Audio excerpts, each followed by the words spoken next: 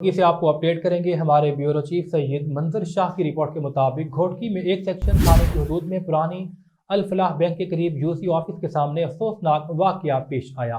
रिजवान अली आरबानी ने अपनी CD motorcycle दफ्तर के बाहर खड़ी की और काम के लिए किया। दौरान नामालूम चोर मोटरसाइकिल चुरा कर ले गए। वाकया 18 नवंबर 2024 को पेश आया। फौरी तौर पर नामालूम चोरों के खिलाफ FIR दर्ज की गई। इब्तदाई तौर पर SHO ने यकीन दहानी करवाई कि मुमकिन तौर पर गाड़ी गलती से ले जाई गई होगी, जल्द वापस मिल जाएगी। ताहम SHO के तबादले के बाद नए SHO ने भी मुतासर शख्स को यकीन दहानी करवाई। 20 दिन गुजरने के बावजूद कोई पेशरफ नहीं हो सकी।